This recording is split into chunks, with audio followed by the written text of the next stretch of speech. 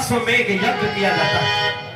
और जब यज्ञ किया जाता है तो घोड़े के माथे पे एक प्रतीक, एक चिन्ह भेजा जाता है कि जहां तक ये घोड़ा जाएगा या सो जाएगा वहां तक हमारा राज होगा। और अगर किसी ने इसे रोकने की कोशिश की गई तो हमसे युद्ध करना होगा। प्रेमी साथियों, वो अश्व जो यज्ञ के द्वारा छोड़ा गया था, घूमते घूमते रतनपुरी राजधानी में पहुंचता है। राजा मोरध्वज जिनके लड़के हैं धीरध्वज उस घोड़े को पकड़ लेते हैं। मेहरबानों, चुनौती को स्वीकार करते हैं। गांडीवधारी अर्जुन से युद्ध होता है और युद्ध में अर्जुन की पराजय हो जाती है, हार जाते हैं। तो मेहरबानों कृष्ण जी के पास में जाते हैं, उदास मन है, कहने लगे हैं महाराज, अब से पहले इस भूमंडल पर मुझसे बड़ा कोई योद्धा नहीं था और आज शर्मिंदगी हो रही है मुझे बताते हुए कि एक बालक ने मुझे युद्ध में हरा दिया। मेहरबानों कृष्ण जी समझाने लगे कि अर्जुन, तुझे घमंड हो गया था और अभिमान किसी का सगा नहीं हुआ करता।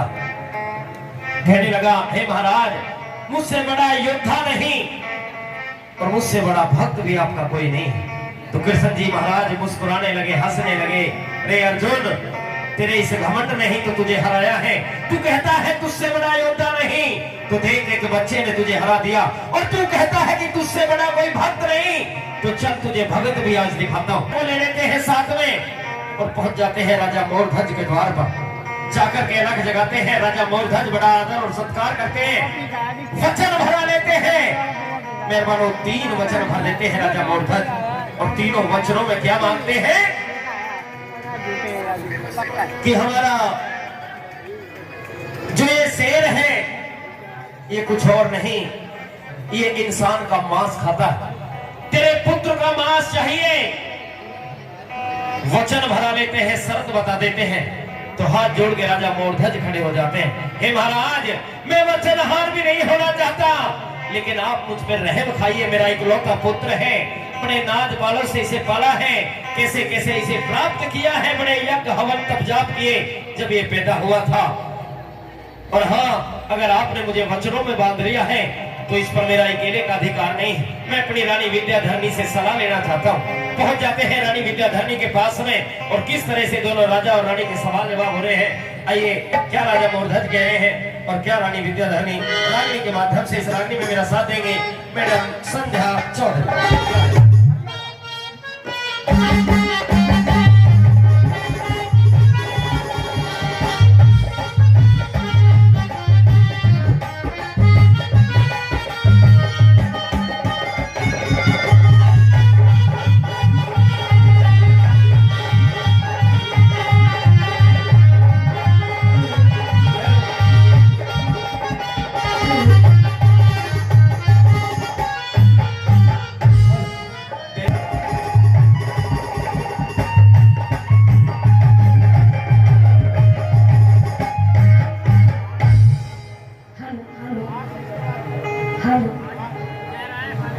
Hello hello hello hello hello hello.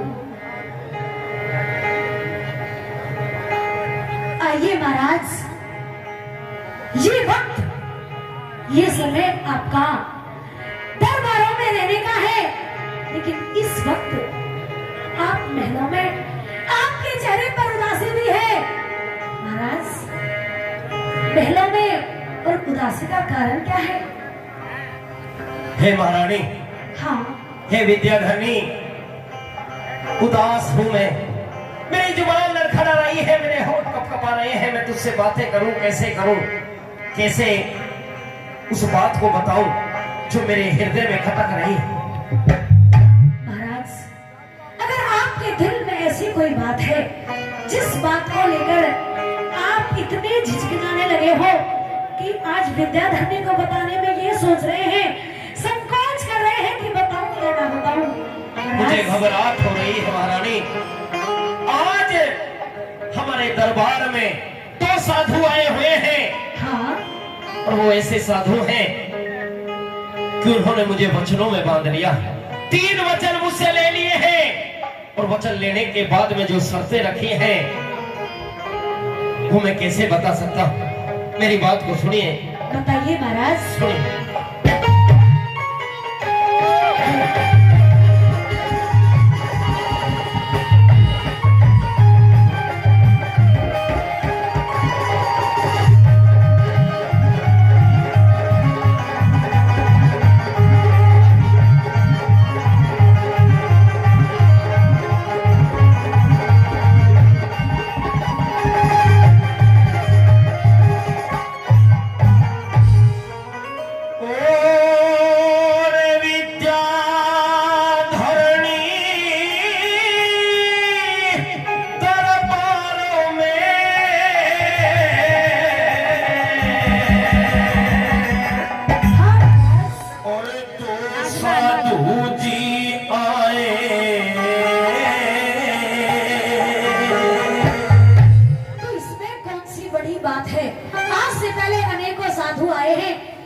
इतनी विचार विमर्श करने वाली क्या बात है महाराज?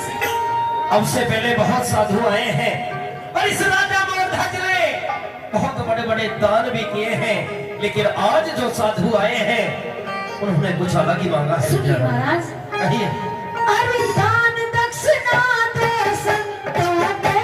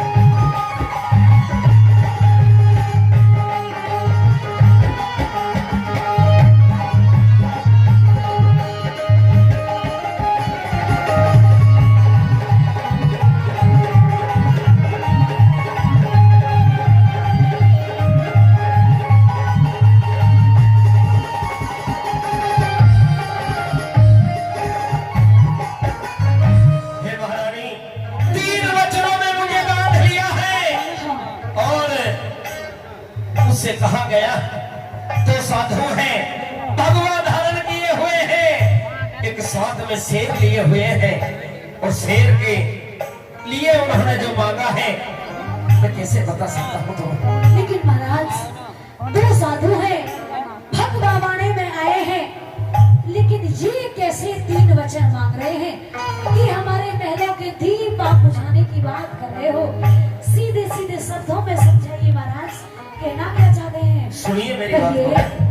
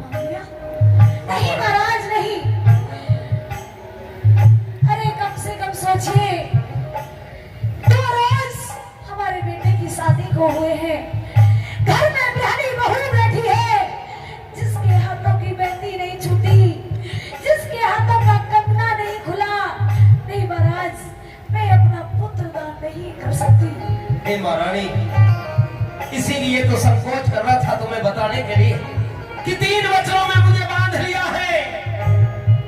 वो साधु आए हुए हैं, एक मायावी शेर उनके साथ में है, और कहा गया है कि अपने धीरध्वज को पहले वचन में मांगा है कि अपने बेटे धीरध्वज को इस सिंह की भेंट चढ़ा दीजिए, और दूसरा वचन जो मांगा है क्या? उसे बता नहीं सकता, क्योंकि तेरे पैरों के नीचे से जमीन खिसक जाएगी जब मैं उसे बताऊंगा कि उन्होंने और क्या मांगा है। बताइए महाराज। सुनिए मेरी बात को।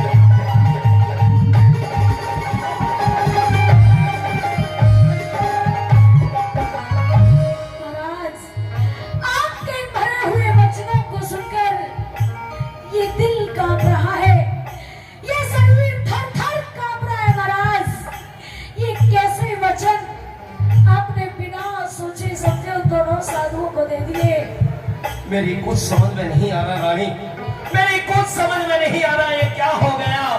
कैसे साधु हैं जिन्होंने मुझे ऐसे वचनों में बांध लिया। मेरे पुत्र इकलौते पुत्र धीरध्वज को मांग लिया दान में, और कहा गया है कि सिंह की भेंट चढ़ा दीजिए, तेरे पुत्र का मांस खाएगा। अगली शर्त अगले वचन की है कि दोनों राजा और रानी यानी कि मैं और तुम दोनों अपने हाथ से अपने बेटे को आरे से चीरेंगे। और तीसरा वचन कहा गया है कि अगर चीरते वक्त दोनों की आंखों से ममता में आकर के आंख से आंसू आ गए तो ये शेर भोजन नहीं मिलेगा। नहीं महाराज, अरे जिस पुत्र को कभी मैंने उंगली तक नहीं चिबाई, उस पुत्र को आप आरे से चीरने की बात कर रहे हो। अरे जिस पुत्र को इतने लाड प्यार से पाल पोस कर मैंने बड़ा किया है महाराज, अरे उस पुत्र को कैसे दान में दे दूं? अरे कैसे चीर के शेर के सामने डाल दूं महाराज? ये सब मुझसे नहीं होगा महाराज, नहीं महारानी, ये मुझसे भी नहीं होगा, क्योंकि ऐसे वचन जो भरे हैं, ये वचन भर तो लिए हैं, लेकिन मैं नहीं कर सकता इनकी पूर्ति। इसीलिए तेरे पास में आया हूँ और वचनों को भर के आया हूँ। वापसी भी नहीं जा सकता। तू चाहे तो जाकर के उनसे मना कर दे, लेकिन ये राजा मूर्धज उनके सामने नहीं जाएगा, क्योंकि वचन भरे हुए हैं। मेरी बात को सुन लीजिए रानी।